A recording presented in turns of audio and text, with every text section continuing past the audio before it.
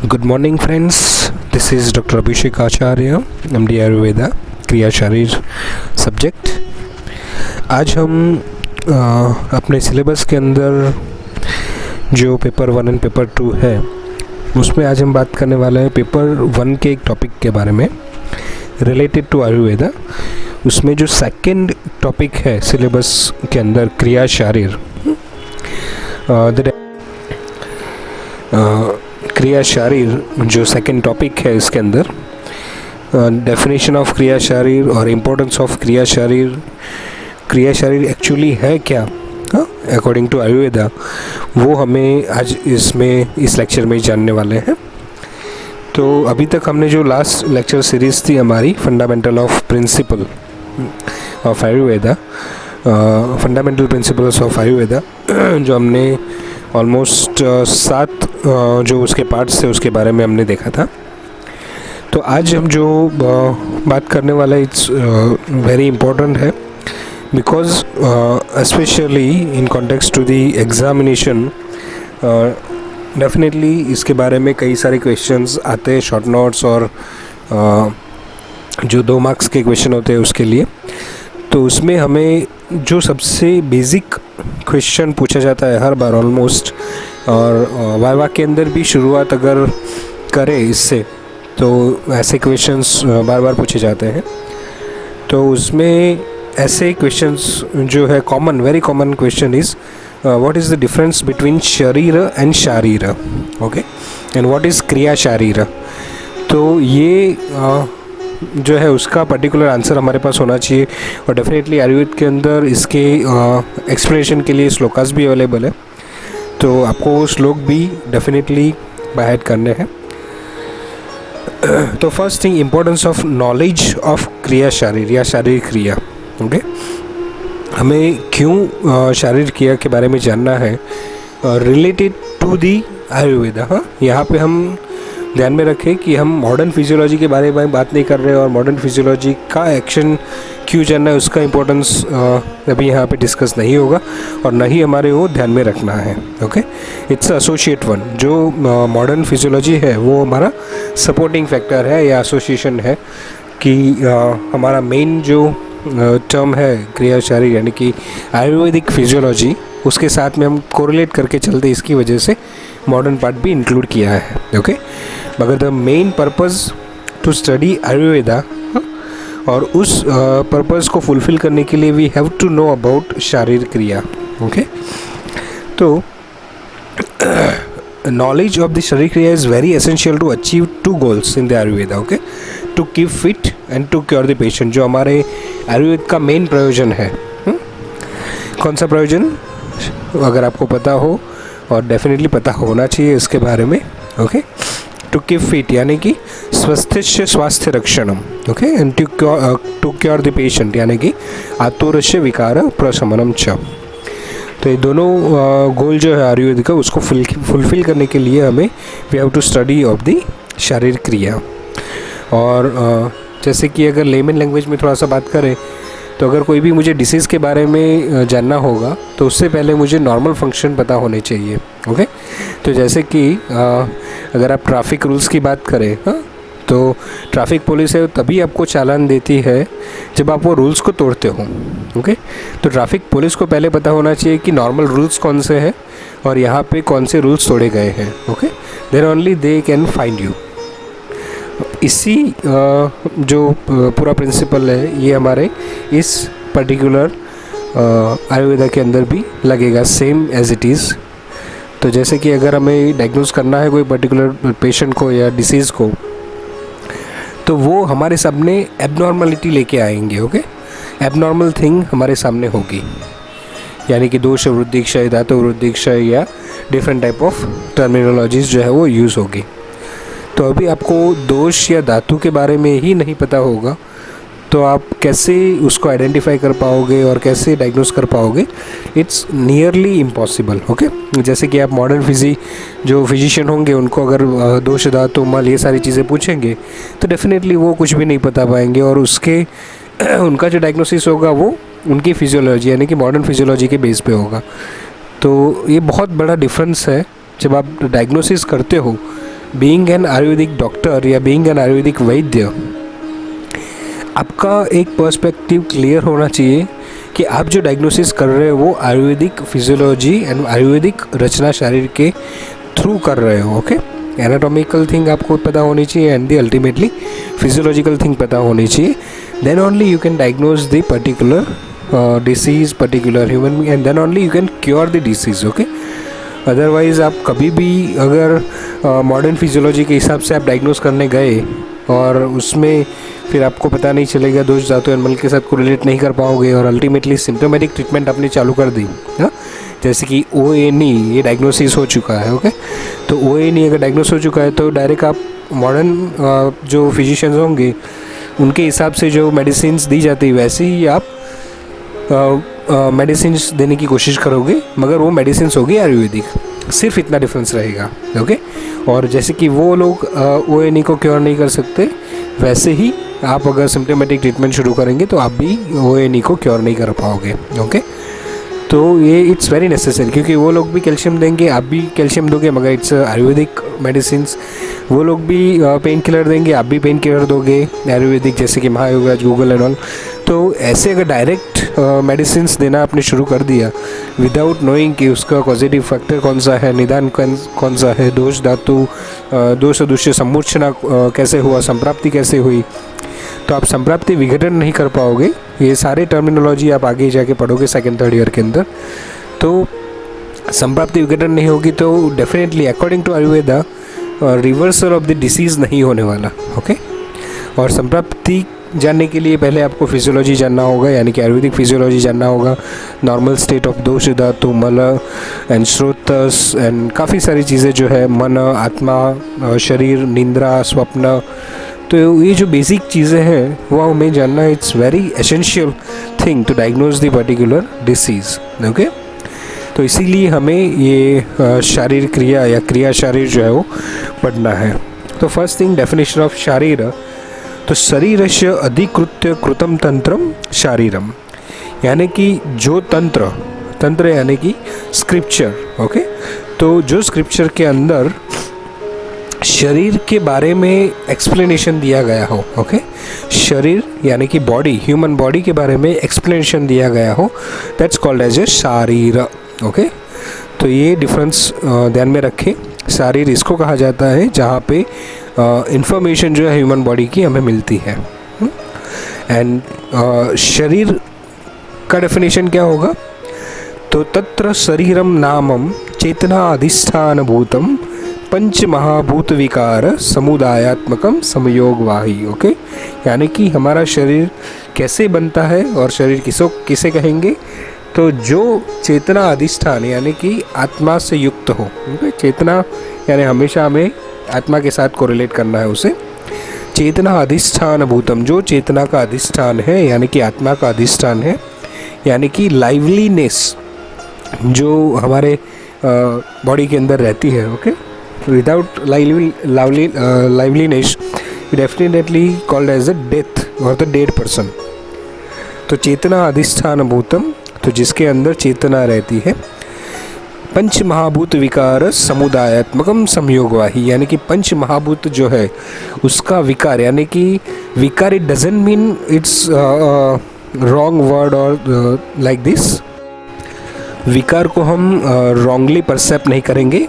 Okay, तो just for example दही यानी कि दही वो दूध का विकार है। ओके, घी वो दूध का विकार है। विकार यानी कि उसमें से बना है, अल्टीमेट एंड प्रोसेस जो है वो कंप्लीट हुई है और पर्टिकुलर सब्सटेंस जो है वो एग्जिस्ट करा है। ओके, तो शरीर जो है वो पंच महाभूत के मिक्सचर से अल्टीमेटली रिजल्ट्स इन दी शरीर। तो वो हमें समझना है विकार को लेकर। विकार डजंट मीन कि पंच महाभूत की कुछ नेगेटिव थिंग जो है वो हमारे शरीर के अंदर आती है, ये क्लियरली देखना है। हाँ, जैसे कि अगर हम सब्जी बनाते हैं तो रॉ में से जो कुक सब्जी होती है, तो कुक सब्जी इज़ अ विकार ऑफ रॉ सब्जी। ओके, तो इस हिसाब से और इस टाइटल के साथ में हमें उसे देखना है। तो पंच महाभूत अंदर केमिकल कंपोजिशन जो है वो एक दूसरे के साथ एक्सचेंज करके पूरी तरह से शरीर को फॉर्म करते हैं। तो शरीर जो है वो चेतना अधिष्ठान एंड पंच महाभूत विकार समुदायात्मकम संयोगवाही, ये दो चीज़ें हमें क्लियरली लिखनी है कि जहाँ पे चेतना अधिष्ठान भूत हो और जो पंच महाभूत के विकार से उत्पन्न हुआ हो, इट्स कॉल्ड एज ए शरीर। और उस शरीर का जहाँ पे एक्सप्लेनेशन या तो इन्फॉर्मेशन दी गई है, that's called as a shaarir. Okay, तो ये दोनों का डिफरेंस आपको पता होना चाहिए।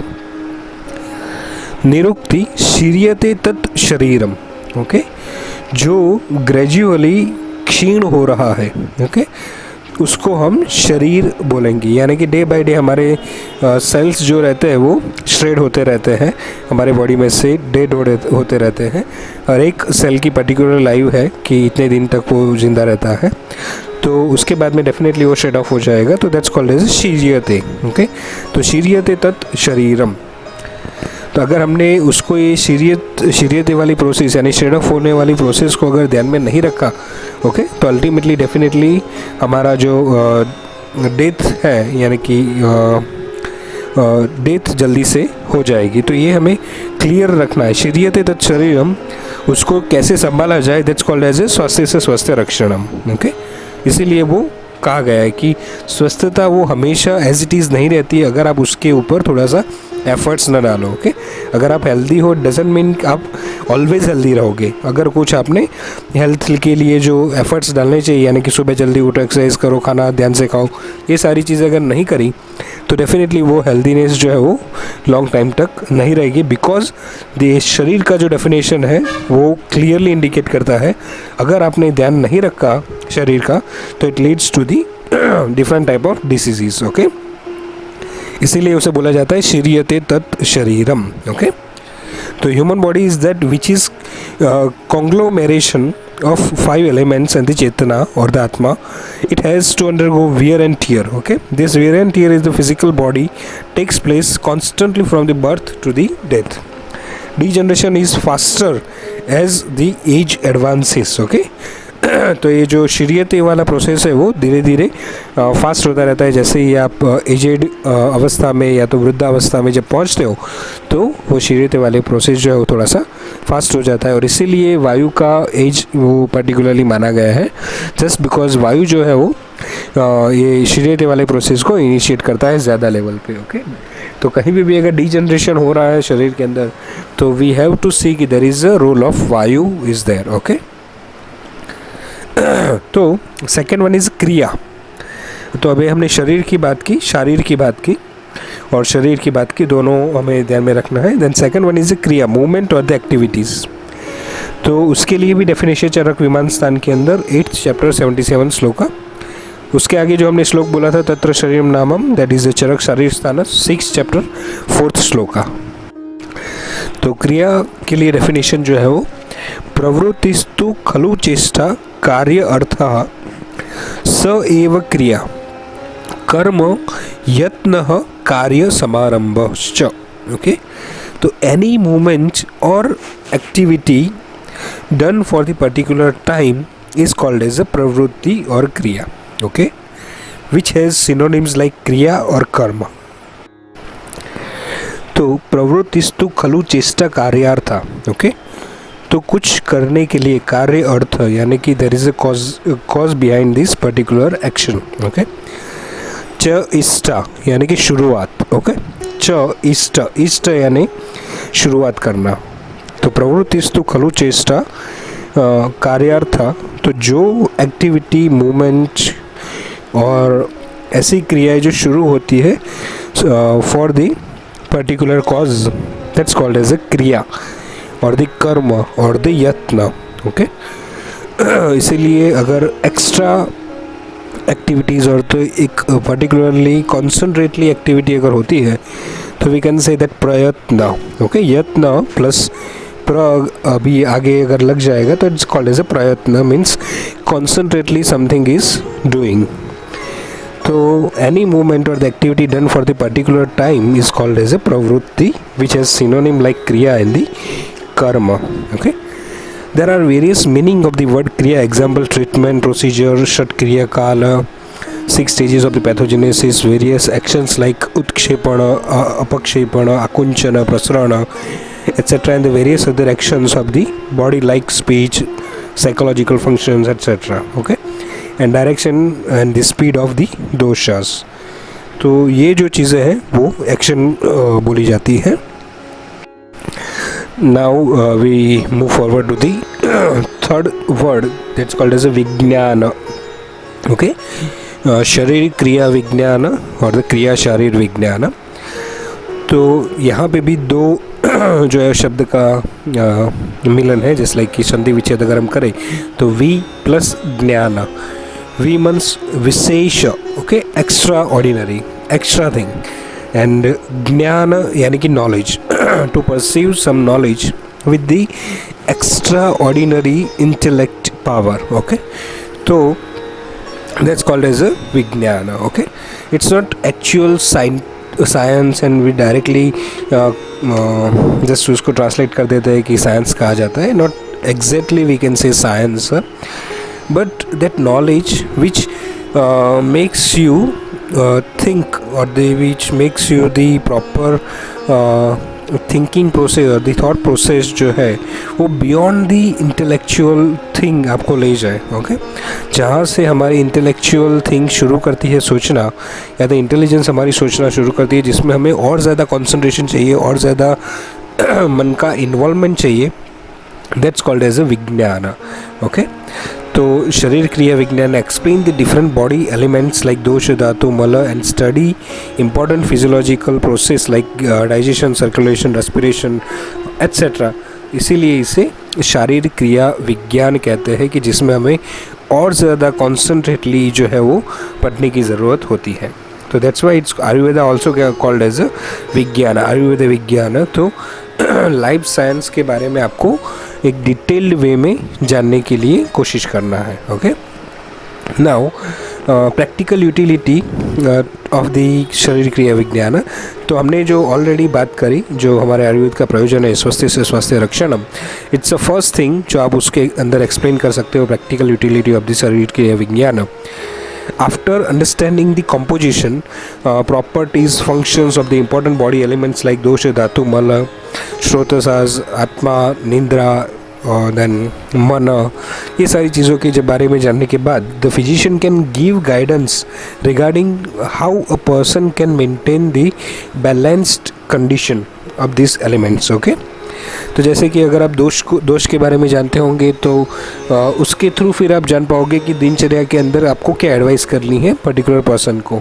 दोष अगर आप जानते होंगे तो आप उसकी प्रकृति के बारे में जान पाओगे, and ultimately you can say और you can give the essential and the focused advice to that particular person. Okay, और यही कारण है हमें जो शरीर क्रिया विज्ञान के बारे में जानना है. That's the first thing. Second, to cure the patient यानी कि आतुरस्य विकार प्रशमनम च, one must know the physiology to understand pathology. Okay, for example, to assess the severity of the breathlessness, asthma, अगर पेशेंट अस्थमा जो पेशेंट है आपके पास आता है तो one must know the normal respiratory rate and the mechanism. तो that's already मैंने describe कर दिया आगे. तो ये प्रैक्टिकल यूटिलिटी है शरीर क्रिया विज्ञान की. Okay, importance of the knowledge about the human body. Okay, हमें क्यों जानना है अपने शरीर के बारे में, तो उसमें चरक शारीर स्थान के अंदर 6th चैप्टर के अंदर 3rd श्लोक का जो है वो एक्सप्लेन करता है इस पर्टिकुलर थिंग को. शरीर विचय शरीरो उपकारार्थम इष्यते. शरीर विचय मीन्स डिस्क्रिप्शन. शरीर का डिस्क्रिप्शन हमें इसलिए चाहिए क्योंकि हमें शरीर के ऊपर उपकार है, उपकार यानी कि ट्रीटमेंट या तो हेल्थ के लिए जो एफर्ट्स करने हैं, दैट्स कॉल्ड एज अ शरीर उपकार अर्थम. इष्यते यानी कि चाहते हैं, इष्यते यानी कि चाहते हैं. ज्ञात्वा ही शरीर तत्वम शरीर उपकारकेषु भावेषु ज्ञानम उत्पद्यते तस्मात् शरीर विचयम प्रशंसन्ति कुशलाः. ओके, शरीर उपकार एषु, शरीर उपकारक एषु भावेषु ज्ञानम उत्पद्यते तस्मात् शरीर विचयम प्रशंसति कुशलाः. यानी कि vichay means description. The description about the human body is useful for the keeping it healthy By studying the properties of the body elements, one can understand the factors useful or the harmful for the body or these elements. Hence, scholar recommended the descriptive understanding of the human body. Okay, that's why we are studying this Kriya Sharir subject. Okay, this is the main key definitions that describes the why we should learn the Kriya Sharir or the Rachana Sharir Vigyana. Okay, to understand the whole scenario of the body. Okay, तो इसीलिए हमें इस विज्ञान के बारे में जानना है. Now description of the shaarir dosha and मानस दोषा. ओके, तो ये डेफिनेटली आगे आपको सारी चीज़ें डिटेल में बताई जाएगी, मगर फिर भी there is a two different thing, shaarir dosha and मनस दोषा एंड मन गुण, जो जनरली जो है लोग स्टूडेंट्स कंफ्यूज होते हैं इसके बारे में. शरीर दोष है वो सबको पता होता है, वात पित्त एंड कफ. ओके, वात जो है मूवमेंट के लिए, पित्त मेटाबॉलिज्म के लिए एंड दी कफ जो है वो स्टेबिलिटी के लिए एंड ग्रोथ के लिए जो है रिस्पॉन्सिबल रहता है.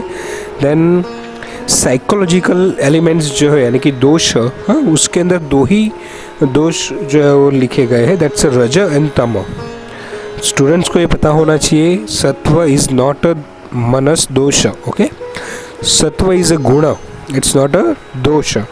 तो अगर मन के दोष आपको पूछे जाते हैं तो you have to write that raj and tam, और मन के गुण बोले जाते हैं तो देयर इज़ अ त्रिगुण, दैट इज़ सत्व रज एंड तम. ओके, तो ये डिफ्रेंशिएट आपको करना है पर्टिकुलर मन के टॉपिक के अंदर.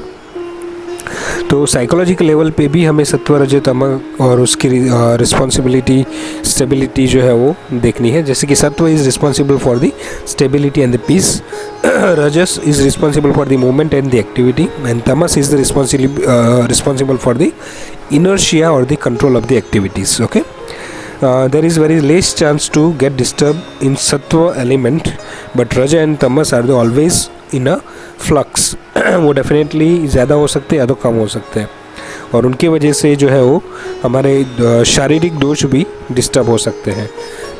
तो सत्व इज कॉल्ड एज अ मनस गुण एंड रजस and Tamas are called as a manas dosha. Okay, mutual relationship with the tridosha and the panch महाभूत.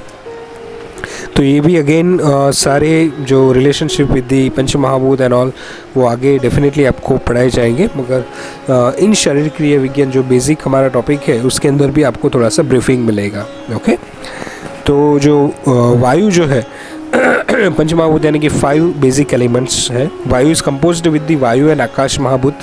पित्त is composed with the agni and jal mahabhoot. Okay, यहाँ पे जल महाभूत आपको याद रखना है बिकॉज कई स्टूडेंट्स जो है वो सिर्फ अग्नि महाभूत को ही ध्यान में रखते हैं. ओके, तो pitta is composed with the agni and jal mahabhoot, and kapha is composed with the prithvi and jal mahabhoot. Okay, then again triguna and the panch mahabhoot यानी कि जो सत्व रजस तमस है वो भी एक्सप्लेन करने हमें. तो सुश्रुत शारीर स्थान के अंदर फर्स्ट चैप्टर के अंदर ये एक्सप्लेनेशन मिलेगा 28 श्लोका के अंदर. उसका एक्सप्लेनेशन जो है मैं अभी बोल रहा हूँ आपको. तो आकाश महाभूत जो है वो प्रिडोमिनेंटली सत्व गुण के अंदर रहेगा. वायु महाभूत जो है वो प्रिडोमिनेंटली रजस के अंदर रहेगा, एंड अग्नि महाभूत हैज़ अ सत्व एंड रजस प्रिडोमिनेंस. आप महाभूत है वो सत्व तमस प्रिडोमिनेंस, एंड द पृथ्वी महाभूत है वह तमस प्रिडोमिनेंट. ओके, तो 5 महाभूत के अलग अलग सत्व रजस तमस जो है वो एक्सप्लेन किए जाते हैं. तो अगेन मैं बोल लेता हूँ, देयर इज़ अ सत्व. आकाश महाभूत के अंदर ओनली सत्व गुण रहेगा. वायु महाभूत के अंदर ओनली रजस गुण रहेगा. अग्नि महाभूत के अंदर ओनली सत्व एंड रजस जो है वो प्रिडोमिनेंट रहेगा. आपके अंदर सत्व एंड तमस प्रिडोमिनेंट रहेगा, एंड पृथ्वी के अंदर तमस प्रिडोमिनेंट रहेगा. ओके, तो अगर हम इंडिविजुअल की बात करें तो akash, vayu and prithvi they are individually sattva rajas and Tamas dominant. जबकि अग्नि एंड आपके अंदर सत्व गुण तो रहेगा ही, मगर अग्नि के अंदर रजस गुण का भी प्रिडोमिनेंस रहता है और आपके अंदर तमस गुण का भी प्रिडोमिनेंस रहेगा. ओके, तो ये आपको बेसिक आइडिया होना चाहिए. Then we move forward the what is आयु. तो आयु के बारे में you have to know that आयु इति जीवित काल, यानी कि जो लाइफ पूरी हमारी है, हाँ, जितने टाइम हम जिंदा रहते हैं, that's called as ayu. Okay, Ayurveda mainly deals with the human body and the human life. Up till now we have taken primary information about the human body. Okay, तो the time period from the birth to death is called as a life और the ayu. Okay, तो उस time period के बारे में जानना, birth to death के बारे तक हमारे शरीर के अंदर क्या क्या चेंजेस होते हैं, हमारा शरीर कैसे ग्रो करता है, हमारा शरीर कैसे क्षीयते करता है यानी कि क्षीण होता है, ये सारी प्रोसेस को जानना, that's called as a Ayurveda. Okay, तो आयुर्वेद की डेफिनेशन भी लिखी गई है और चरक सूत्रस्थान फर्स्ट चैप्टर 42 श्लोक. शरीरेन्द्रिय सत्व आत्म संयोगोधारी जीवितम नित्यग गश्चानुबंधश्च पर्याय आयुरुच्यते. नित्यग अनुबंध. ओके, नित्यगश्च अनुबंधश्च पर्याय आयुरुच्यते, यानी कि union and amalgamation of this शरीर इंद्रिय सत्व यानी कि माइंड आत्मा, दैट्स कॉल्ड एज आयु.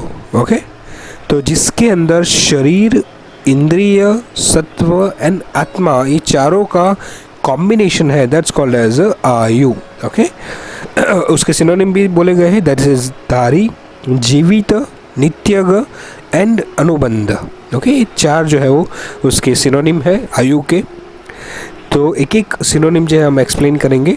जो चक्रपाणी टीकाकार जो है चरक संहिता के ऊपर जिस ऋषि ने टीका की है, चक्रपाणी टीकाकार, उन्होंने ये पर्टिकुलर वर्ड्स के डेफिनेशन जो है वो दिए हैं विद द श्लोकास. ओके, धारी, तो इसका हम इनडायरेक्ट मीनिंग डायरेक्ट ये भी निकाल सकते हैं कि धारण करना, टू होल्ड समथिंग. ओके, तो धारयति शरीरम पूतिताम गंतुम न ददाति इति. ओके, तो शरीरम पूतिताम गंतुम न ददाति इति. तो it is important in life to preserve and to hold the body elements from wear and tear and from the decay. पूतितम यानी कि डिके होना, यानी कि क्षीण होना. ओके, तो क्षीण होने से जो बचाता है, ओके, दैट्स कॉल्ड एज, यानी कि बहुत ज़्यादा क्षीण नहीं होने देता, जो प्रिवेंट करता है उसे, दैट्स कॉल्ड एज धारी, यानी कि जो होल्ड करता है एक क्षीण होने की प्रोसेस को, that's called as dhari. Second, jivitam, to live. Okay, जीवित यानी कि टू लाइव.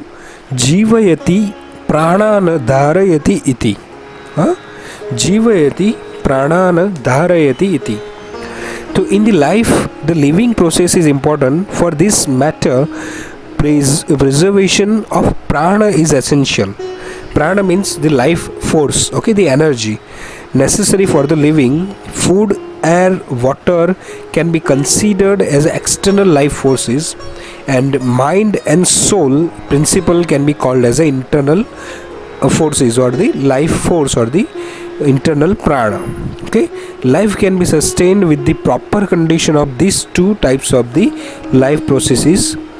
तो ये हमें देखना है. ओके, कि internal and external life force, जो एनर्जी के हमारे कॉजेज हैं, उसको अगर हम ध्यान में रखेंगे तो ही हम जीवित रह पाएंगे. That's called as a jivitam concept. Okay, तो अगेन सिर्फ वो श्लोका एक बार देख लेते हैं. जीवयति प्राणान धारयति इति. ओके, जीवयति प्राणान धारयति इति. द थर्ड वन इज नित्यग, यानी कि कंटिन्यूटी, कंटिन्यूअसली, इनफाइनेटली जो चलता रहता है. तो नित्यम शरीरस्य क्षणिकत्वेन गच्छति इति. ओके, नित्यम शरीरस्य क्षणिकत्वेन गच्छति इति, यानी कि there is a continuity in the contact of soul, mind and the indriya and body. By each moment life period becomes shorter. This is called as a continuous ongoing process. Okay, that's why called as a नित्यग, यानी कि continuously कुछ न कुछ इन चार जो combinations है वहाँ पे जो चेंज होता रहता है, दैट्स कॉल्ड एज अ नित्य, कंटिन्यूसली चेंजिंग प्रोसेस। ओके, तो आज जो हमारा शरीर था वो कल कुछ दूसरा होगा, क्योंकि उसके अंदर कई सारे सेल्स नए आ जाएंगे, कई सारे सेल्स डेड हो जाएंगे। तो that's called as a continuous process, जिसके अंदर ये वियर एंड टियर वाला पोर्शन है वो चलता रहता है। That's why it's called as a nitya. Okay, अनुबंध, अनुबंधनाति आयु अपरा पर शरीर आदि संयोग रूपतय इति अनुबंध। ओके, तो कंटिन्यूअस कॉन्टेक्ट ऑफ पर शरीर यानी कि आत्मा एंड अपर शरीर यानी कि फिजिकल बॉडी, पंचभौतिक शरीर with mind and sense organ is must for maintaining the life. Okay, in short, with this difference synonyms one can get understand various important aspect about life. Okay, तो अनुबंध यानी कि अपर शरीर and the पर शरीर का संयोग। ओके, दैट्स कॉल्ड एज अनुबंध। चिकित्सा पुरुष, ओके, चिकित्सा अधिष्ठित पुरुष, तो this means a person who is being treated और द पेशेंट। ओके, किसे हम चिकित्सा अधिकृत पुरुष कहेंगे उसके बारे में देखेंगे अभी। तो यहाँ पे जो वर्ड है चिकित्सा अधिकृत पुरुष। ओके, चिकित्सा अधिकृत, तो वो वर्ड से ही हमें पता चल जाता है कि किसे हम ट्रीट कर सकते हैं, या तो कौन जो है वो ट्रीटमेंट के लिए रेडी है। ओके, मगर पुरुष जो वर्ड है यहाँ पे वो थोड़ा सा हमें समझना पड़ेगा, क्योंकि there is a verse for the purush शब्द डेफिनेशन।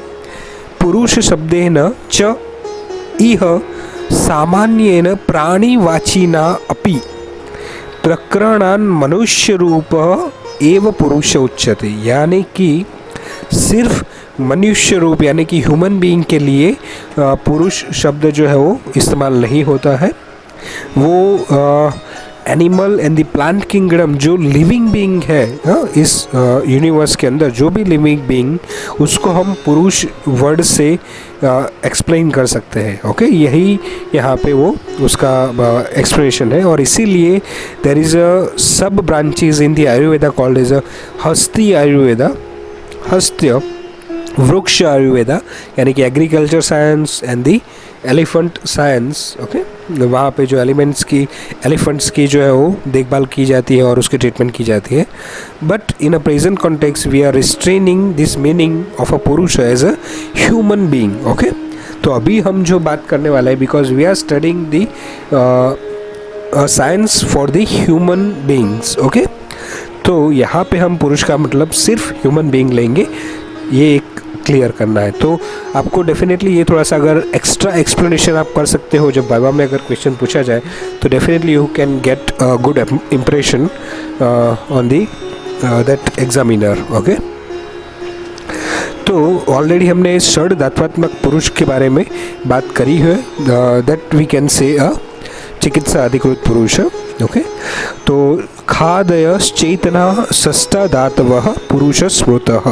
ओके, खादयः चेतना षष्ठ धातवः। ओके, खादय यानी कि पंच महाभूत, ख आदि आकाश से लेकर पंच महाभूत, एंड चेतना यानी कि आत्मा, उनका कॉम्बिनेशन जो है इट्स कॉल्ड एज ए षड धात्वात्मक पुरुष। Okay, our immortal soul and the mind plays a significant role in maintaining our mental health.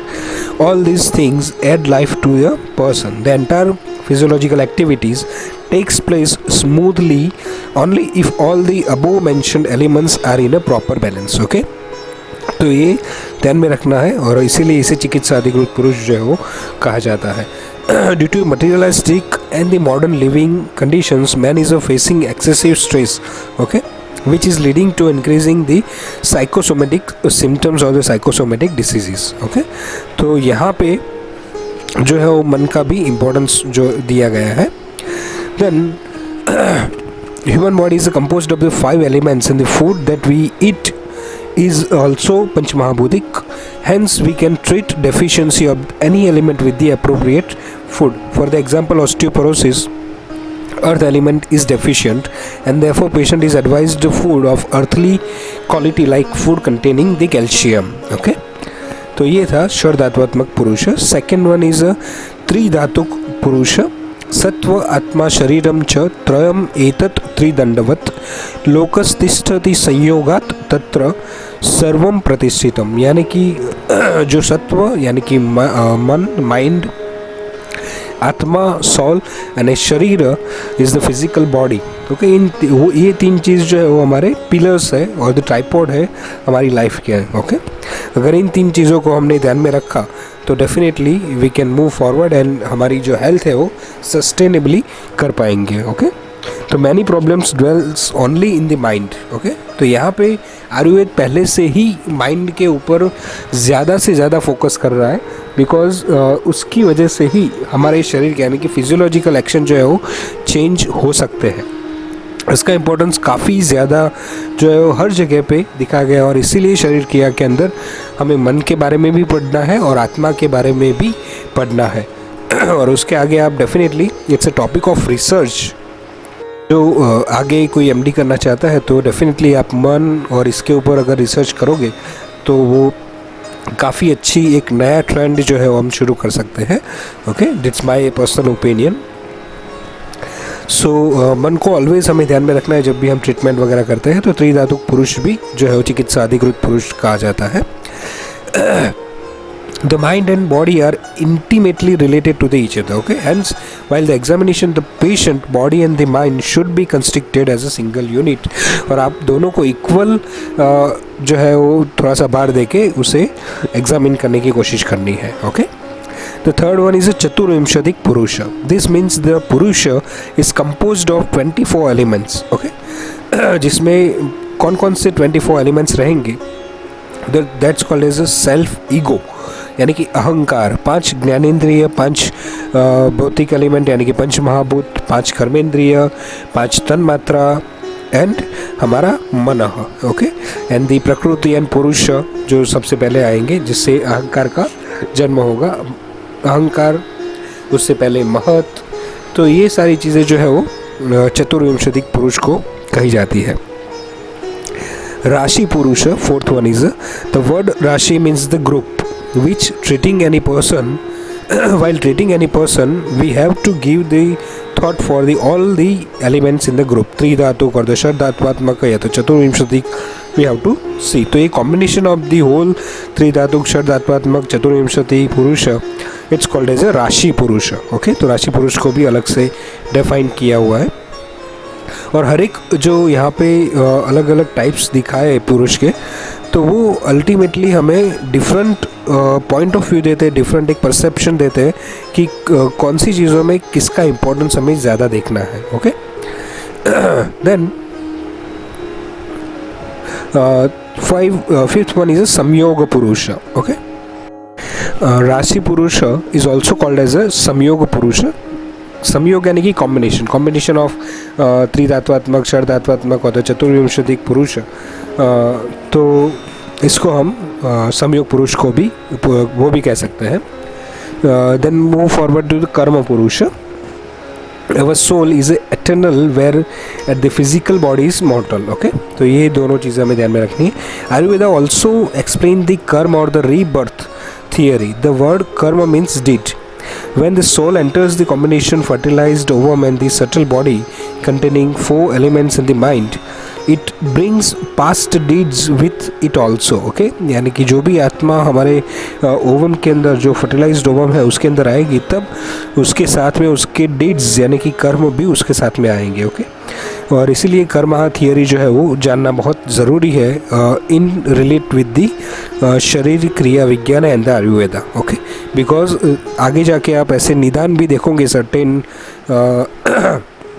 Disease के लिए। जैसे कि अगर हम एग्जांपल दें तो सफ़ेद जो कुष्ठ होता है यानी कि विटिलिगो हम अगर देखें, ल्यूकोडर्मा, तो उसके लिए चरक संहिता के अंदर एक निदान लिखा हुआ है कि पास्ट लाइफ के कर्म ऐसे होंगे जो बहुत ही ख़राब होंगे, तो इस जन्म के अंदर विटिलिगो जो है वो हो सकता है। ओके, तो इट प्रूव्स कि जो आयुर्वेदा है वो बिलीव करता है रीबर्थ के अंदर और कर्मा की थियरी के अंदर। ओके, तो it is only the atma यानी कि soul which maintains the contact between the yester life और the present life, okay, in the future life. एक सिर्फ आत्मा ही है जो पहले की, अभी की और उसके बाद की यानी कि फ्यूचर की लाइफ को कोरिलेट करते हैं और उसमें कॉन्टैक्ट रहता है तीनों में, okay. The good deeds done in the past life are the responsible for the healthy and happy life, while the bad deeds brings unhappy life and the disease, that is example is a leucoderma, जैसे मैंने already बोला। आत्मनः भोगायतनम शरीरम, okay, आत्मनः भोगायतनम शरीरम यानी कि physical body is the carrier of the soul, that is the soul rest only in a particular body and this is called as a karma purush, okay. तो शरीर के अंदर आत्मा का रहना that's called as a karma पुरुष। मोहादि भावेषु इच्छा द्वेषश्च भवति तत् प्रवृत्तिः प्रवृत्तिर्धर्मो तौ च शरीरम जनयतो भोगार्थम, ओके। ये चरक शाही स्थान में फर्स्ट चैप्टर का 53 श्लोक जो है उसके ऊपर चक्रपाणी जी की टीका जो है वो यहाँ पे एक्सप्लेन की हुई है। यानी कि desire and hatred comes from the attachment, okay. This makes the ethical or the unethical practices through a physical body. Example, a disease in this life may symbolize a bad deed done in the past life. It is said, as you sow, so shall you reap. Okay, जैसे आप कुछ बोल रहे हो वैसे ही आप पाओगे. ये जो हिंदी में कहावत है उसका इंग्लिश ट्रांसलेशन है. ओके, जैसा करोगे वैसा भरोगे, वैसा वाला आप कर सकते हो. Parental negligence in childhood may show its effect in young age of the child. Okay, bad habits in young age like eating fast food after may bring old age problems like arthritis, hypertension, etc. Okay, तो जो कर्म आप अभी कर रहे हो उसका result आपको डेफिनेटली अभी नहीं तो नेक्स्ट लाइफ या नेक्स्ट थोड़े ईयर्स के बाद में आपको डेफिनेटली मिलेगा. तो it's very necessary to understand that karma theory कि अभी आप कर रहे हो उसका डीड जो होगा, आपका जो कर्म का रिजल्ट होगा वो आगे जाके मिलने ही वाला है, ये कंफर्म है. ओके, जैसे कि अगर बहुत ज़्यादा आपने रफली वॉकिंग और बहुत ज़्यादा एक्सरसाइज वगैरह की और उसके ऊपर न्यूट्रिएंट्स का आपने ध्यान नहीं रखा तो अल्टीमेटली थोड़े टाइम के बाद आपको अस्थि धातु रिलेटेड डिफरेंट डिसीज़ जो है वो हो सकते हैं. ओके, तो ये इसका पॉजिटिव फैक्टर या उसका कर्म जो आपने किया है उसका डेफिनेटली आपको डीड जो है वो मिलेगा है. ओके, तो प्रकृति या नेचर जो है उसको कभी भी छोड़ती नहीं है, ये हमें ध्यान में रखना है. कई लोग ऐसे एग्जांपल देते हैं कि सर मैंने तो कब इतने टाइम से ऐसा कुछ खाना खा रहा हूँ या तो ये मुझे हैबिट है या व्यसन है उस पर्टिकुलर अल्कोहल या तंबाकू ऐसी कोई चीज़ की, अभी तक मुझे कुछ भी नहीं हुआ है. तो इट डजंट मीन कि आपको आगे जाके कुछ भी नहीं होगा. ओके, ये तो इट्स गुड कि आपका शरीर इतना आपको साथ दे रहा है कि जिसकी वजह से आपको अभी तक कुछ नहीं हो रहा है, मगर डेफिनेटली आगे जाके शरीर की एक लिमिटेशंस होती है वो बंद हो जाएगी and you can face the particular और the different type of diseases. Okay, तो ये ध्यान में रखिए और ये समझाना चाहिए जब पेशेंट्स आपके साथ ऐसी बहस करता है तो. ओके, तो चिकित्सा इन ब्रीफ, चिकित्सा अधिष्ठित पुरुष means the classification of the patient which different perspective. Okay, now we are going to the next point is the three guna and the three dosha sambandha, relation with the three dosha and the three guna. Let's see the concept of three guna. We have seen the sattva, raja and tama. Okay, और उसके साथ में हमने पंचभौतिक combination भी correlate करी थी, जैसे कि सर्वद्रव्यम पंचभौतिक अस्मिन् अर्थ है, वो ऑलरेडी हमने बात करी है. सत्वं प्रकाशकम विद्धि, रजश्च अपि प्रवर्तकम, तमो नियामकम प्रोक्तम, अन्यो अन्य मिथुन प्रियम. ओके, तो ये जो है महागुण यानी कि त्रिगुण जो है वो बोले गए. यानी कि sattva is a light and is responsible for the intelligence and the knowledge. Rajas is a stimulator, प्रवर्तक. Okay, activator and the mobile. And the tamas is a controller यानी कि नियामक of the activity and heavy in nature. Okay, three guna are called as mahagunas. Sattva rajas tamas cheti traya prokta mahagunaha. Ashtang hriday sutrasthan, first chapter 38 shloka.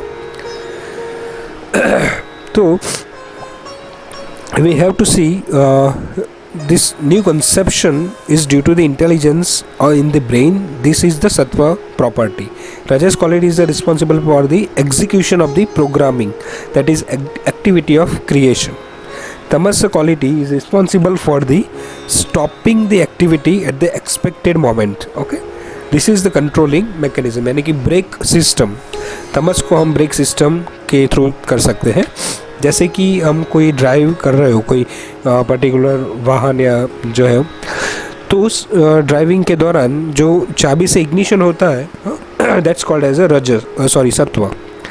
Ignition होने के बाद जब गाड़ी move करती है, दैट्स कॉल्ड एज अ रजस गुण. और जब आपको उसे रोकना हो तो ब्रेक लगाते हैं, दैट्स कॉल्ड एज अ तमस गुण.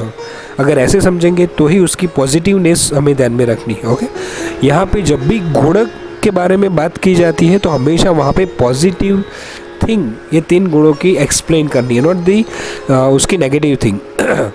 नेगेटिव तभी आपको एक्सप्लेन करना है जब आप रजस और तमस के बारे में दोष कॉन्सेप्ट के अंदर आप एक्सप्लेन कर रहे हो. ओके, ये बहुत ज़रूरी है जानना और डिस्क्रिमिनेट करना और उसे डिफ्रेंशिएट करना स्टूडेंट्स को, कि अगर आप गुण के बारे में बात कर रहे हो, it means there is a certain positivity in that particular gunas. Okay, and the second one is a dosh के बारे में अगर बात करें तो there is certain negativity in correlate with the sattva, rajas and tamas only, not for the vata dosha, pitta dosha and kapha dosha. Okay, in just relate with the sattva, rajas and tamas. Sattva is always जो है वो गुण में ही आएगा, it's not a dosha. rajas and tamas जो है वो again दोष के अंदर भी आते हैं. तो there is a certain changes in the particular action जो आपको explain करना है. Okay, so from the above explanation it will be clear that sattva, rajas and tamas are the required for the formation of the every substance in the universe. Therefore, like the panch mahabhuta, triguna are also necessary for the formation of the human body. In human body, their predominance at the time of birth decide the psychological constitution. Okay, it's very necessary. That's why we have a prakriti like sattvic, rajasic and tamasik. सत्व के अंदर जो सब types है, रजस के अंदर सब टाइप्स है, और तमस के अंदर जो है सब टाइप्स है. We have to know that. सत्व के 7 है, रजस के 6 एंड तमस के 3 जो है वो सब टाइप्स है फॉर द मानसिक प्रकृति. Okay, at the level of mind, sattva is considered as a guna or the good quality of mind, and rajas and tamas are called as a dosha or the bad quality. This is because the sattvic mind directs the person towards the health conscious habits and they keep him healthy by the proper understanding and the knowledge about the diet, behavior, etc. Okay, while rajas and tamas leads to the turbulence and the inertia in the mind, which is the prone for the prajna aparadha and the ultimately becomes the cause of the disease. Okay, prajna aparadha means prajna यानी कि intellect, अपराध यानी कि faulty presence, faulty action of the intelligence called as a prajna aparadha. Okay, simple example, अगर आपको पता है कि पिज़्ज़ा और बर्गर और ऐसे ही जो डिफरेंट टाइप ऑफ फूड है वो खाने से हमारे शरीर को नुकसान होने वाला है. ओके, यू नो बेटरली, मगर फिर भी अगर आप वो खा रहे हो तो दैट्स कॉल्ड एज अ प्रज्ञा अपराध. यू नो कि यहाँ पे जाने से मुझे नुकसान हो सकता है और फिर भी आप उस रास्ते पे जा रहे हो, तो दैट्स कॉल्ड एज अ प्रज्ञा अपराध. Okay, in medical practice also it is important to know the psychological constitution of the patient so that his symptoms can be understood and can be treated better. Okay, for example, sattva predominance make the patients for more tolerant for pain. He follows exactly the instruction of the physicians faithfully and so responds well to the treatment. Okay, तो सात्विक जो प्रकृति वाले जो भी person होंगे patient, वो जल्दी से आपको आपके हर एक वर्ड को फॉलो करेंगे, इजीली अंडरस्टैंड करेंगे और वो स्टिक टू दी पथ्य वाला जो फिनोमिना है वहाँ पे वो स्टिक टू दी रहेंगे. ओके, तो इसीलिए उनका जो ट्रीटमेंट रेशियो है वो जल्दी से हो जाएगा. ऑन द अदर हैंड, राजसिक प्रीडोमिनेंट पेशेंट क्या करेंगे, वो उनका टॉलरेंस बहुत ही लो होता है, तो दैट्स वाई वो जल्दी से पैनिक हो जाएंगे जल्दी से, और अपने जो सिम्टम्स होंगे वो बहुत ही ज़्यादा एग्जिग्रेट करके बोलने की कोशिश करेंगे. यानी कि अगर थोड़ा सा पेन हो रहा होगा तो बहुत ज़्यादा पेन का एग्जिग्रेट करके बोलेंगे, थोड़ा सा कोई सिम्टम होगा तो उसको एग्जिग्रेट करके बोलेंगे. जस्ट लाइक कि अगर ब्लड शुगर वो नॉर्मली 110-120 अगर होना चाहिए, अगर वो 125 या 126 भी है तो भी वो टेंशन में आ जाएंगे और ऑलवेज डाउटफुल रहेंगे। ओके, तो उनकी अंडरस्टैंडिंग पावर थोड़ी सी लो रहती है, that's why they are always in a doubtful manner, doubtful thinking. Okay, और the third one is tamasik. तो predominant patient are ignorant, generally वो जो हेल्थ के बारे में ज़्यादा केयर नहीं करते हैं। ओके, अगर उनको कोई भी तकलीफ हो रही तो they are totally ignoring, and एक हद तक वो इग्नोर करने की उनकी आदत होती है। उसके बाद में जब बहुत ज़्यादा बढ़ जाता है then they took the step forward for the treatment. Okay, तो lethargic and the sometimes adamant type of जो पेशेंट रहते हैं वो होते हैं। ओके, उनको तो ये समझना बहुत ज़रूरी है कि कैसे पेशेंट्स आपके पास में आ रहे हैं और वो कैसे आपको उसे एक्सप्लेन करना है। तो आपको वहाँ पे हर बार एक्सप्लेन करने की ज़रूरत पड़ेगी जब पेशेंट एक दूसरे के साथ में कंपेयर करेंगे कि इस पर्टिकुलर पेशेंट को यही डिसीज़ था सेम, जैसे लाइक डायबिटिक 2 पेशेंट है आपके पास, तो सात्विक पेशेंट जो होगा डायबिटिक वो जल्दी से उसकी इफ़ेक्ट और उसके सिम्टम जो है वो कम होने लगेंगे, ब्लड शुगर अच्छी तरह से कंट्रोल होने लगेगा बिकॉज वो अच्छी तरह से फॉलो कर रहा है। ओके, और वैसे ही अगर राजसिक और तामसिक पेशेंट होगा तो उसका रिस्पांस उतना अच्छा नहीं मिलेगा। ओके, और वही लोग फिर राजसिक स्पेशली राजसिक पेशेंट जो है वो कंपेयर करेंगे वो दूसरे पेशेंट के साथ में। तो you have to make them understand कि ये because of the psychological condition ऐसा रिफ्लेक्शन मिल रहा है, तो वो आपको समझाना पड़ेगा। ओके, नहीं तो और ज़्यादा जो प्रॉब्लम्स है with relate to the patient वो हो सकती है in a practical manner. Okay,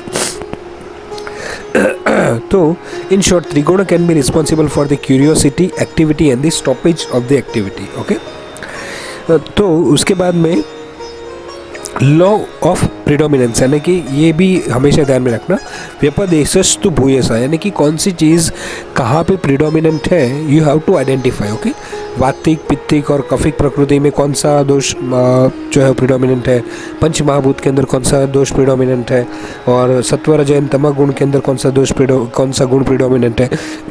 that predominancy you have to identify and the check the latter criterias. Okay, व्यपदेशस्तु भूयसा, आपको ये भी क्वेश्चन पूछा जा सकता है 5 मार्क्स के अंदर या 2 मार्क्स के अंदर, एक्सप्लेन द वर्ड्स व्यपदेशस्तु भूयसा। ओके, तो यू हैव टू नो कि that is the law of predominance. Okay, law of predominance.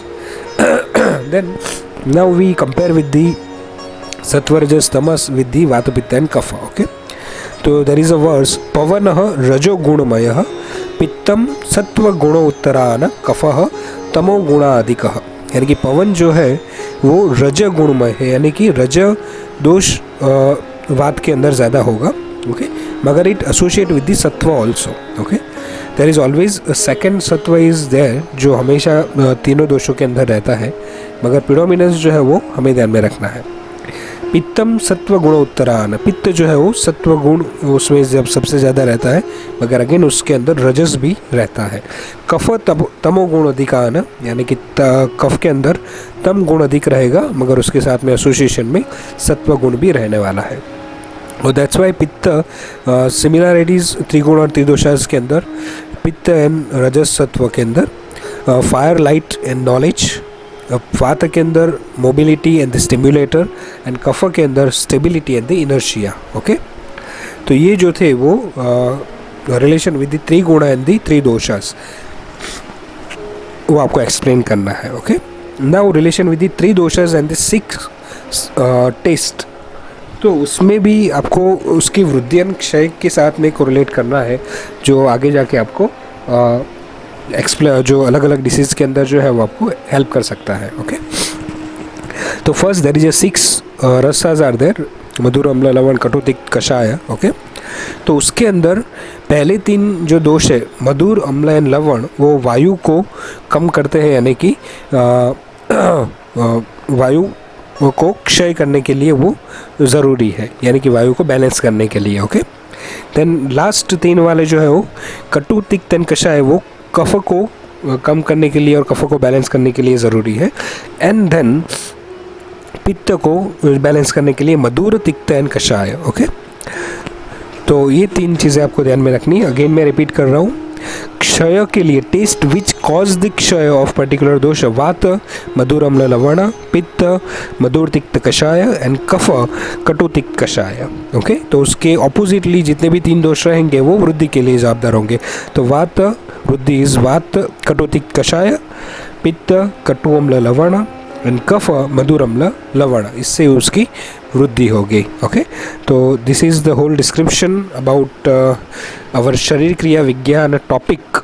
Okay, in the syllabus there is a topic number 2, okay, in the part 1 और the paper 1 ये हमें थोड़ा सा explanation करना है। Okay, तो thank you so much for the काम listening. This is doctor Abhishek Acharya, MD Ayurveda, और please share this lectures, audio lectures to your colleagues and subscribe my channel, that is Vedic Ayu Productions, and definitely we'll move for the different topics in the Ayurveda, especially the Kriya Sharir concept। okay, वो हम पूरे syllabus के हर एक topic के बारे में lecture जो है वो हम लेते रहेंगे।